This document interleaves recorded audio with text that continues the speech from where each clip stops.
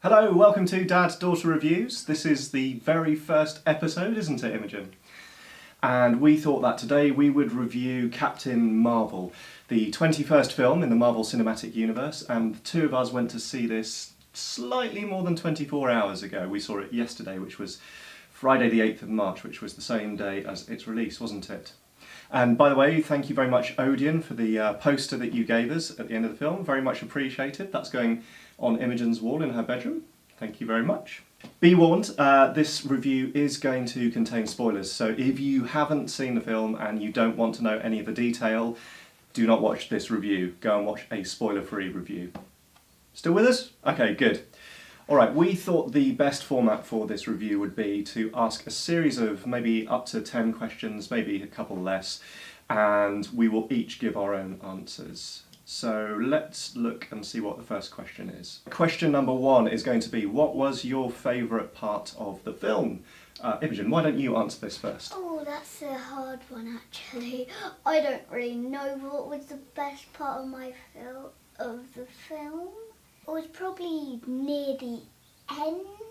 Why near the ends? What was happening near the ends that you particularly liked? Yeah, because we actually got to know about Captain Marvel, and that actually the people who were acting as the good people were actually the bad people, and the people who were acting as the bad people were the good people. It's a good answer. It's a good answer, yeah. I think that was a good twist, wasn't it, about halfway through. What was your favourite part? I think there were maybe 2 or 3 bits of the film that I really liked. Yeah. I guess the first bit was, well, we both know that Stan Lee died recently, don't we, which is very sad. And so I think right at the opening, just the treatment of the Marvel Studios logo and the way that it's normally kind of like a flick book of cartoons, but they replaced that with little snippets of kind of Stan Lee's life, and then just they had the blank screen and it just said "Thank you, Stan." I think that was just like a really nice treatment of kind of the situation.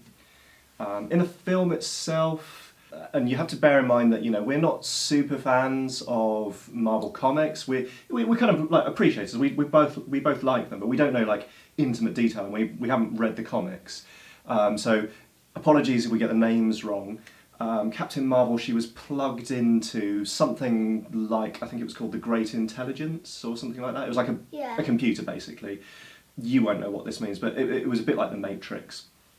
And so she was plugged into this Great Intelligence, and it was telling her, you're only human. And there were like these shots of like throughout her life where she was falling over, where she was being defeated. But then she said, "You're right." She did, yeah, and that's what I liked about it. And they flashed back through all those bits where she had fallen down, and she got back up again. That's exactly right, and I think that's what I really liked. I mean, it's kind of that not so hidden message, but she said, "You're right, I am only human," and then those very same bits of her life. It was like the flashback immediately after she'd fallen down, she picked herself back up again. So it was showing that she was strong, and you know, humans have this quality where we just keep carrying on even when it feels like we've been defeated. And I just like that message. I thought that was a good message. So I'm going to say that was my favourite part of the film.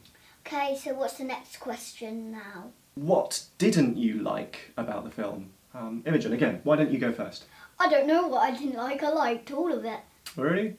Yeah, really. Search deep down. Was there anything that was not the best? I don't know. I just can't think of anything that wasn't good. Okay, that's really good. So that's like a strong vote for you that it was a good film generally. Yeah. Okay, so... Okay, I know you're going to have like something bad to say about it, which I really do not want to hear. No, okay, well, there's maybe just a couple of things that I didn't like. It kind of like broadly. Well, no, one specific thing and one broad thing. So I guess if you divide the film up into 3 sections, first act, second act, third act, the second act, the middle part of the film was very slow moving, and kind of my attention was drifting a little bit. I think probably quite a lot could have been chopped to make the pace feel a bit faster through that. And of course, right at the beginning, that kind of first act, the setup, I think could be perceived to be very confusing. I mean, it depends. Obviously, Marvel have to pitch these films at a broad age range, hence, you're getting answers from me and you're getting answers from a 7-year-old here. Now, I guess the other thing was like a weird, quirky detail that I just didn't sit quite right with me. And I guess it's because I've got you as a daughter. So there was Captain Marvel, and one of her friends was like a lady on Earth. Yeah. And she had a daughter, didn't she? Yeah. And that daughter was, I'm going to say she was maybe 8, maybe 9 years old. She wasn't that old. Anyway, Captain Marvel had been, or Carol, had been gone from Earth for 6 years. Yeah. So that means at the point where she left, where she crashed and was presumed to be dead, that little girl would have been 2 years old at the oldest. And 6 years have gone past, and the very first scene where you see this little girl in the middle of the film, she instantly recognises Captain Marvel, and she says, "Oh, look, it's Auntie Carol."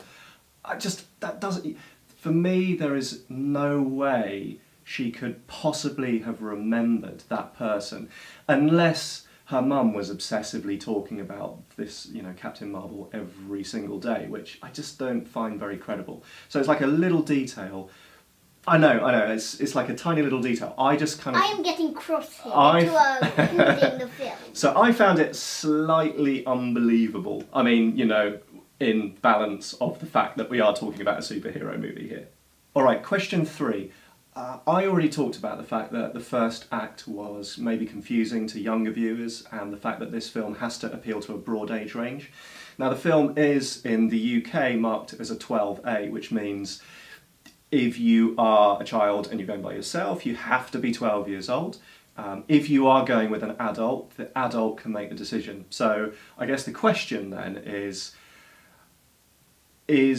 it appropriate as a parent or an adult to take a child that's less than 12 years old? So I'm going to answer this one first. And I think for me it depends on the child. As a parent myself, I've got 2 daughters. I've got Imogen here, and I have an older daughter. Who isn't really a Marvel superhero She's just fan. not kind of into that kind of stuff, is she? And I think that's kind of the important thing there. It's the question that you have to ask as the adult is the subject material interesting to your child? And Imogen, you just like science fiction-y, fantasy type stuff, don't you? Yeah. You just like that. I would, We went to see Infinity War last year. And you're very excited to see the next and one. we'll talk about that in a minute. But so for me, it was kind of a question. Okay, Imogen likes these kind of films. I don't think that content is too harmful. I think she's capable of watching that and not being harmed by it. So yeah, I think it was okay to take my 7-year-old. What about you? What do you think? Do you think it is okay to watch these films? Well, how young is too young? I mean, if your child is like maybe a Marvel fan, maybe they will probably really enjoy it. Yeah. But if they're not really a Marvel fan, they probably might enjoy it a bit, but might not be worth seeing, I guess. So you're kind of saying the same thing. It depends on what you're interested in. If they like it. Do you think it was right that you saw it? Yeah, definitely. Okay, but you're kind of biased because it's you. I mean, I love everything.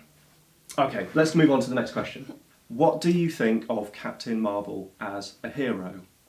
So again, I'm going to let you answer this question first, Imogen. Okay. So, in terms of like her superpowers, her strength of character, compare her to other superheroes that you know, like the Incredible Hulk and Iron Man and Captain America. So what do you and Wonder Woman even? Yeah. So she's basically got all those superhero characters, like all the powers they've got, like joined together. So she can kind of do everything that any other superhero can do Yeah. combined. But I don't think she can So turn what- into a massive green monster. So she probably can't be the Incredible Hulk. Yeah, I don't think that. I don't think she can do that. So what things can she do?